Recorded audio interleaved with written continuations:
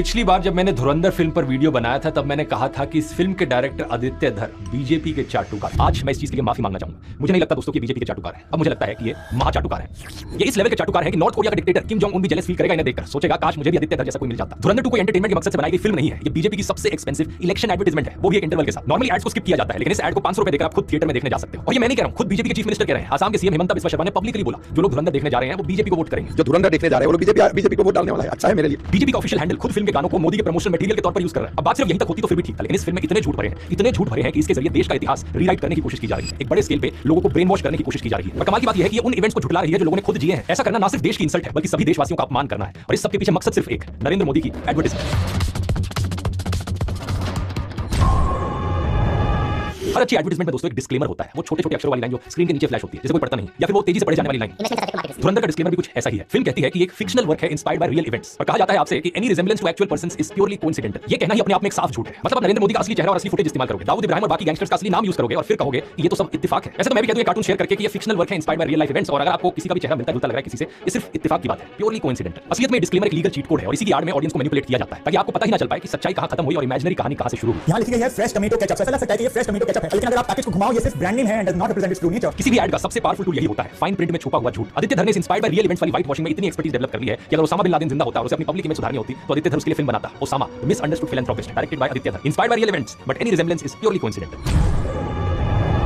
हर smart ad अपना product बेचने से पहले ऑडियंस का मूड सेट करती है। परफ्यूम एड्स में रोमांटिक म्यूजिक बजता है, कार एड्स में खुली सड़कें दिखती हैं और बीजेपी की इस ऐड में मुसलमानों को बारबैरिक दिखाया जाता है। फिल्म के शुरू में ही एक सीन है जहां पाकिस्तान में एक सिख आदमी को फेक ब्लास्फेमी चार्जेस पर जिंदा जला दिया जाता है। मॉब जो वहां मौजूद है वो सर तन से जुदा के नारे लगा रहा होता है। पॉइंट ये नहीं है कि पाकिस्तान में असल में ऐसी घटनाएं होती हैं या नहीं। पॉइंट ये है कि अगर बीजेपी की एडवर्टाइजमेंट करनी है तो उसमें मूड सेट हिंदू मुसलमान के बीच नफरत फैलाकर ही किया जाएगा। क्योंकि इस सीन को अगर फिल्म से निकाल भी देते तो उससे स्टोरी लाइन पर कोई फर्क नहीं पड़ता, कैरेक्टर डेवलपमेंट पर कोई फर्क नहीं पड़ता। ये सीन उतना ही अनइंपॉर्टेंट है जितना फिर हेरा फेरी फिल्म में डोमिनोज पिज्जा वाला सीन। वहां पर सिर्फ उसे पिज्जा ब्रांड को प्रमोट करने के लिए ऐड किया गया था, यहां पर सिर्फ नफरत प्रमोट करने के लिए। साइकोलॉजी में इसे इमोशनल प्राइमिंग कहा जाता है। पहले इमोशन जनरेट करो, फिर उस इमोशन के ऊपर अपना नैरेटिव बनाओ। ये टेक्निक ऐसी है जैसे कोई हलवाई पहले आपको एक तीखी मिर्च खिलाए, इतनी तीखी कि आपकी जुबान जल जाए, फिर उसके बाद आपको मिठाई खरीदनी ही पड़ेगी क्योंकि आपका मुंह जल रहा होगा। आदित्य धर ने इसी तरीके से ऑडियंस की जुबान जला दी ताकि बाद में जो भी प्रोपेगेंडा परोसा जाए वो सीधा हजम कर ले। अब देखिए फिल्म की सबसे मजेदार प्रोपेगेंडा ट्रिक। धुरंधर 2 के विलन की जिम्मेदारी सिर्फ विलन बनने की नहीं है, इन बेचारों को हर सीन में मोदी की तारीफ भी करनी पड़ रही है। दाऊद इब्राहिम का कैरेक्टर कहता है जब से ये चाय वाला आया है हमारे लोगों में डर बढ़ गया है। सोच कर देखो, इंडिया का मोस्ट वांटेड गैंगस्टर बैठकर प्रधानमंत्री की इफेक्टिवनेस का रिव्यू दे रहा है जैसे ये कोई स्विगी डिलीवरी ड्राइवर हो। 5 स्टार्स, बहुत इफेक्टिव, हाईली रिकमेंडेड। वाह मोदी जी वाह। लेकिन सीरियसली ये प्रोपेगेंडा टेक्निक कितनी शातिर है इसे समझना जरूरी है। अगर फिल्म का हीरो मोदी की तारीफ करता तो उससे ज्यादा असर नहीं पड़ता, लेकिन अगर फिल्म का सबसे बड़ा विलन मोदी की तारीफ कर रहा है तो ऑडियंस अलग लेवल पर कन्विंस होती है। इमेजिन करो अगर एवेंजर्स में थैनोस कहता, अरे स्पाइडरमैन को जब से मैंने देखा था तब से तो मेरे हाथ कांपने लगे। आपके दिमाग को ऑटोमेटिकली लगने लगता कि स्पाइडरमैन सबसे पावरफुल हीरो है एवेंजर्स। हालांकि ऐसी लाइनें विलन से बुलवाना बहुत ही स्टूपिड चीज है, अजीबोगरीब लगती है। लेकिन at the end of the day याद रखिए इस फिल्म का मकसद हमजा को बेचना नहीं है बल्कि मोदी को बेचना है। एक चीज नोटिस किया आपने, मैंने इस वीडियो में जो भी कुछ आपको अभी तक बताया है, ओपनिंग हुक से लेकर एक के बाद एक एविडेंस प्रेजेंट करना, सब एक सिंगल स्टोरी लाइन। इसके पीछे भी टेक्निक्स इन्वॉल्व है। बस फर्क ये है कि आप इन टेक्निक्स को किस काम में लगाते हो, झूठा प्रोपेगेंडा फैलाने के लिए या जनता तक सच पहुंचाने के लिए। इस पावर का अगर ऑनेस्टली इस्तेमाल किया जाए तो YouTube चैनल के माध्यम से आप लाखों लोगों की जिंदगी बदल सकते हो। अगर आपने भी कभी सोचा है दोस्तों सोशल मीडिया पर अपना करियर कैसे बनाया जाए तो मैंने इस पर एक पूरा कोर्स बनाया है, द YouTube ब्लूप्रिंट। ये 7.5 घंटे का एक पूरा सिस्टम है जो आपको A to Z सब कुछ सिखाता है। नीश कैसे ढूंढे, स्क्रिप्ट कैसे लिखें, फोन से वीडियोस को शूट और एडिट कैसे करें, मोनेटाइजेशन के सारे रास्ते, एडसेंस से लेकर ब्रांड डील्स तक, और सबसे इंपॉर्टेंट चीज लोग आपके वीडियोस क्यों देखें, इस चीज को क्रैक कैसे करें। मैंने अपने 12 साल के एक्सपीरियंस में जो भी कुछ सीखा इस कोर्स में सब कुछ सिखाया गया है। हजारों लोग इसे ले चुके हैं और इसकी एवरेज रेटिंग 4.9 आउट ऑफ 5 है। सबसे अच्छी बात यह है कि मैं आपको कोई महंगी इक्विपमेंट खरीदने को नहीं कहूंगा, सिर्फ आपका स्मार्टफोन काफी है। ज्वाइन करने का लिंक नीचे डिस्क्रिप्शन में और इस QR कोड में मिल जाएगा और आप में से पहले 1000 लोगों के लिए एक स्पेशल डिस्काउंट, अगर आप कूपन कोड यूज करोगे धर42 DHAR42 तो आपको 42% का डिस्काउंट मिलेगा। जल्दी से जाकर चेकआउट कर सकते हो। एडवर्टाइजमेंट की दुनिया में हर एक एड एजेंसी को क्लाइंट एक ब्रीफ देता है। अच्छी एजेंसी उस ब्रीफ को सटल तरीके से एग्जीक्यूट करती है कि ऑडियंस को पता ना चले कि उन्हें क्या बेचा जा रहा है। लेकिन आदित्य धर की एजेंसी ने इस चीज को सीधे सीधे दिखा दिया। फिल्म में 2014 में नरेंद्र मोदी की ओथ सेरेमनी दिखाई जाती है, वो भी रियल फुटेज के साथ। उसी वक्त एक ISI से जुड़ा मेजर इकबाल अपने घर आता है और उसके पिता उसे कहते हैं कि तूने तो बोला था इस बार तेरी मर्जी के लोग इलेक्शन जीतेंगे, तूने अमेरिकन के डॉलर्स भर भर के इंडिया के NGOs, मीडिया, यूनिवर्सिटी, सोशलिस्ट सबको दिलवाए, लेकिन फिर भी वो लोग जीत गए। वैसे तो डायलॉग ISI ऑफिसर ने बोला है, लेकिन अगर यही डायलॉग न्यूज़ चैनल पर बैठा कोई बीजेपी स्पोक्सपर्सन बोल रहा होता तो आप फर्क नहीं बता पाते, क्योंकि ये फिल्म लिटरली ISI ऑफिसर्स के मुंह से संबित पात्रा के टॉकिंग पॉइंट्स बुलवा रही है। विदेशी ताकतें भी ऐसी हैं जिनकी आंखों में वो खटक रहे हैं। आदित्य धर ने यहाँ पर WhatsApp फॉरवर्ड्स को अपना सिनेमैटिक यूनिवर्स दे दिया है। अगर फिल्म की शुरुआत में इंस्पायर्ड बाय रियल इवेंट्स की जगह इंस्पायर्ड बाय WhatsApp फॉरवर्ड्स लिखता तो ज्यादा सच होता। इस चीज को रियलिटी से मैच करके देखो। फिल्म कहती है कि अमेरिका मोदी को प्रधानमंत्री नहीं बनने देना चाहता था, लेकिन 2014 में जिस दिन इलेक्शन रिजल्ट्स आए उसी दिन यूएस के प्रेसिडेंट बराक ओबामा ने मोदी को पर्सनली कॉल करके बधाई दी थी, व्हाइट हाउस में इनवाइट किया था। आप कहोगे शायद इलेक्शन जीतने के बाद वो पलट गए होंगे, लेकिन ये खबर देखो फरवरी 2014 में इलेक्शन रिजल्ट से 3 महीने पहले यूएस एम्बेसडर खुद गुजरात जाकर मोदी से मुलाकात कर रही थी। यानी अमेरिका पहले से ही मोदी के साथ काम करने की तैयारी कर रहा था। और अमेरिका तो छोड़िए, 2018 में पाकिस्तान के former ISI head lieutenant general Asad Durrani ने खुद कहा कि ISI मोदी को प्रधानमंत्री के तौर पर प्रेफर करता है। ये देखो आर्टिकल में क्या लिखा है, मोदी के जीतने पर पाकिस्तान का रिएक्शन था कि it served India right. Modi अब इंडिया की इमेज और इंटरनल बैलेंस डिस्ट्रॉय करेंगे। यानी असल में ISI चीफ ने कहा कि उसे मोदी पसंद है और फिल्म में क्या दिखाया जा रहा है ठीक इसका उल्टा। अरे बाप रे, ये तो धोती खोल रहा है। लेकिन इस डायलॉग में सबसे बड़ा प्रोपेगेंडा ये है कि ISI इंडिया की NGOs, मीडिया, यूनिवर्सिटीज और सोशलिस्ट को फंड कर रहा था। ये एक्जैक्टली वही नैरेटिव है जो बीजेपी की सरकार इस्तेमाल करती है सिविल सोसाइटी की आवाज को दबाने के लिए। बीजेपी ने इसी WhatsApp नैरेटिव के बेसिस पर एमनेस्टी इंटरनेशनल इंडिया को 2020 में बंद कर दिया। न्यूज़ क्लिक के जर्नलिस्ट के घरों पर 2023 में रेड्स करवाई। 2014 के बाद से 20,000 से ज्यादा NGOs के फॉरेन फंडिंग लाइसेंसेस कैंसिल करवाए हैं, जिनमें ग्रीन पीस इंडिया तक भी शामिल है। ये वही NGOs है जो आपकी साफ हवा की आवाज उठाते हैं, अरावली हिल्स की आवाज उठाते हैं, हसदेव जंगल की आवाज उठाते हैं। लेकिन आदित्य धर इस लेवल का आदमी है कि इसने देश के खिलाफ जाते हुए इन सभी NGOs, यूनिवर्सिटीज को बदनाम किया। अरे ये तो छोड़िए, इसे सोशलिस्ट शब्द को ही ISI फंडेड बता दिया, वो शब्द जो भारत के संविधान में लिखा है, इंडियन कॉन्स्टिट्यूशन के प्रीएम्बल में लिखा हुआ है। फिल्म में दिखाया जाता है कि जो लोग मोदी का विरोध करते हैं वो फॉरेन फंडेड है, लेकिन एक्चुअल डेटा एक्जैक्टली इसकी उल्टी कहानी बताता है। साल 2002 में the foreign exchange of hate नाम से एक रिपोर्ट सामने आई और इसमें दिखाया गया कि आईडीआरएफ नाम की एक American organisation systematically US donors का पैसा आरएसएस एफिलिएटेड ऑर्गेनाइजेशंस को भेज रही थी। इसके अलावा 2001 से 2012 के बीच में यूएस बेस्ड 5 चैरिटीज ने $55 मिलियन से भी ज्यादा संघ से जुड़ी ऑर्गेनाइजेशंस को दी। और सबसे इंटरेस्टिंग बात देखिए, अल जजीरा की रिपोर्ट के अनुसार कोविड-19 के दौरान यूएस गवर्नमेंट के फेडरल रिलीफ फंड्स में से $833,000 की राइट विंग ग्रुप्स हो गए। लेकिन ये ट्विस्ट आदित्य धर की फिल्म में कभी नहीं आएगा।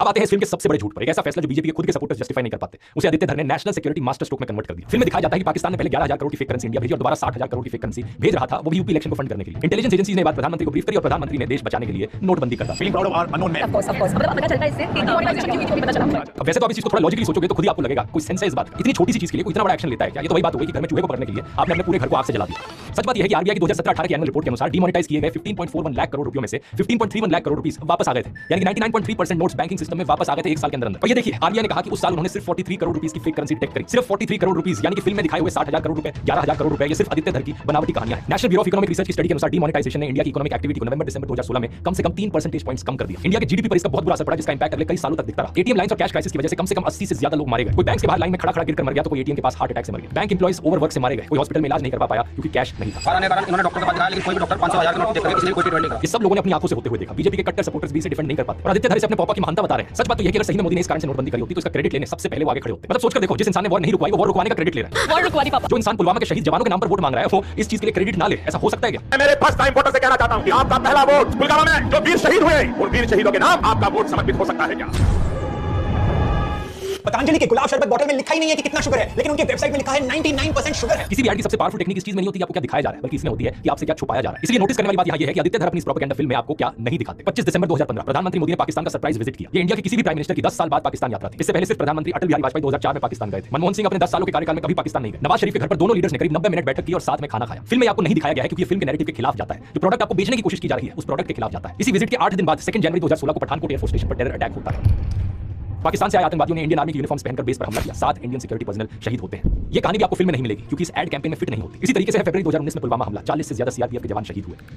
एनएसए अजीत डोभाल, जिन पर फिल्म का मेन कैरेक्टर बेस्ड है, 2019 में ये एनएसए थे। 11 इंटेलिजेंस इनपुट्स आ चुके थे कि कुछ होने वाला है, लेकिन एक्शन नहीं लिया गया। ये सब आपको इसलिए नहीं दिखाया जाएगा क्योंकि आप प्रोडक्ट खरीदोगे नहीं ऐड देखने के बाद। अब सोचकर देखो, अगर कोई भी फिल्म मेकर यही सेम टेक्निक्स का इस्तेमाल नरेंद्र मोदी के खिलाफ इस्तेमाल करे तो क्या होगा। गलवान की रियल फुटेज आपको दिखाई जाती है, जहां 2020 में चाइना ने 20 इंडियन सोल्जर्स को मारा। फॉर्मर आर्मी चीफ की किताब का रियल कोट इस्तेमाल किया जाता है। प्रधानमंत्री ने आर्मी चीफ को क्लियर ऑर्डर्स देने की बजाय कहा जो उचित समझो वो करो। प्रधानमंत्री का ऑल पार्टी मीटिंग वाला स्टेटमेंट दिखाया जाता है, ना कोई घुसा है। और फिर ये दिखाया जाता है कि ये स्टेटमेंट ऑफिशियल वीडियो से हटवा दिया गया। इस सारे सच के बीच में आप थोड़ा सा झूठ बोल दो, कहो कि चाइना के साथ सीक्रेट डील हुई थी बीजेपी की, कह दो कि इलेक्टोरल बॉन्ड्स के जरिए इन्हें फॉरेन फंडिंग मिली थी देश के खिलाफ जाने के लिए, और बाद में इंस्पायर्ड बाय रियल इवेंट्स का डिस्क्लेमर लगा दो। मैं यहाँ इलेक्शन कमिश्नर सुप्रीम कोर्ट से सवाल करना चाहूंगा, क्या देश में इस तरीके की फिल्में बनाना अलाउड है जहां पर किसी नेशनल पॉलिटिकल पार्टी को एंटी नेशनल दिखा दिया जाए? क्या ऐसा कंटेंट बनाना अलाउड है जहां पर आप सच के साथ झूठ बोल दो किसी पॉलिटिकल लीडर को प्रमोट करने के लिए और किसी दूसरे को बदनाम करने के लिए? अगर अलाउड है तो हैरान मत होना अगर फ्यूचर में इन्हीं टेक्निक्स का इस्तेमाल करके कोई फिल्म या कोई कंटेंट सोशल मीडिया पर बीजेपी को देशद्रोही घोषित करते हैं। अब आते हैं इस ऐड के सबसे डिस्टर्बिंग सीन पर, और ये जेन्युइनली डिस्टर्बिंग है क्योंकि ये रियल लोगों की रियल मौत को एंटरटेनमेंट की तरह पेश करता है। फिल्म में आतिक अहमद पर बेस्ड आतिफ अहमद का कैरेक्टर जेल से बाहर आता है, मीडिया को इंटरव्यू दे रहा है और तभी उसे गोली मार दी जाती है। और तो और फिल्म का कैरेक्टर मेजर इकबाल इसे पाकिस्तान में टीवी पर बैठकर लाइव देखता है, एक क्लीन इंटेलिजेंस ऑपरेशन। अब रियल लाइफ में क्या हुआ था? 15 अप्रैल 2023 को आतिक अहमद और उनके भाई अशरफ को पुलिस कस्टडी में लाइव टेलीविजन पर जर्नलिस्ट बनकर आए 3 हमलावरों ने गोली मार दी थी। आतिक अहमद ने कई दिन पहले सुप्रीम कोर्ट में पिटीशन दायर की थी कि उसे फेक एनकाउंटर में मारा जाएगा, और ऐसा जब एक्चुअली में हुआ तो ये साफ तौर पर यूपी गवर्नमेंट का लॉ एंड ऑर्डर फेलियर दिखाता है। अब यकीन नहीं करोगे दोस्तों, पार्लियामेंट में, लोकसभा में नरेंद्र मोदी, अमित शाह और ओम बिरला ने उन्हें श्रद्धांजलि दी थी। श्री अतीक अहमद का निधन 15 अप्रैल 2023 को 60 वर्ष की आयु में प्रयागराज में हुआ। अब ये सभा दिवंगत आत्माओं में के प्रति मौन रहेगी। अगर ये इंटेलिजेंस ऑपरेशन था तो पार्लियामेंट में ट्रिब्यूट क्यों दिया गया? यहीं पर आदित्य धर की पीक डिटेल निकल जाती है। फिल्म में मेजर इकबाल 2023 की हत्या को टीवी पर बैठकर देख रहा है, लेकिन रियल लाइफ में जिस पर्सन पर मेजर इकबाल का कैरेक्टर बेस्ड है वो 2011 में ही मारा जा चुका था। ये सीधे तौर पर इतना झूठ दिखाने की क्या जरूरत पड़ी? असल में दोस्तों आदित्य धर की ये बिजनेस रिक्वायरमेंट थी। आदित्य धर को विलेन को जिंदा रखना जरूरी था ताकि वो अपनी क्लाइंट ब्रीफ की रिक्वायरमेंट्स को फुलफिल कर सके। जिस प्रोडक्ट को यहाँ बेच रहा है उसका नैरेटिव अच्छे से बनाया जा सके। यही है इस फिल्म की असलियत दोस्तों। ये फिल्म ना सिर्फ भारत के इतिहास को रीराइट करने की कोशिश है बल्कि ये आपकी जिंदगी को रीराइट कर रही है। जब कोई फिल्म 1947 के बारे में झूठ बोलती है तो वेरीफाई करना मुश्किल होता है क्योंकि उस दौर में आप जिंदा नहीं थे, लेकिन 2016, 2019, 2023 ये सब आपकी आंखों के सामने हुआ है। आपने एटीएम के बाहर लाइनें देखी है, पुलवामा हमले की सच्चाई देखी है, और ये फिल्म आपसे कह रही है कि जो आपने देखा है वो सच नहीं था। असलियत में नोटबंदी एक मास्टर प्लान था, असलियत में यूपी इलेक्शंस पाकिस्तान हार रहा था, असलियत में कस्टोडियल किलिंग एक इंटेलिजेंस ऑपरेशन था। साइकोलॉजी में इसे गैस लाइटिंग कहते हैं, जब कोई आपको कन्विंस करने की कोशिश करे कि आपकी अपनी मेमोरी गलत है, आपने अपनी आंखों से जो देखा वो सच नहीं था। और जब ये गैस लाइटिंग बड़े स्केल पर हो, बड़े पर्दे पर हो, लाखों लोगों के साथ हो, ये सिर्फ एक फिल्म नहीं रहती, ये हथियार बन जाती है।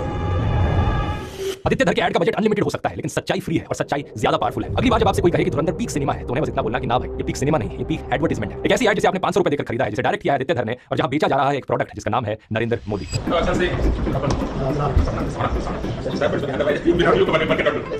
बस दिक्कत यह है कि ऐड कितनी भी महान बना लो, अगर प्रोडक्ट में दम नहीं होगा ना तो काम नहीं बनेगा।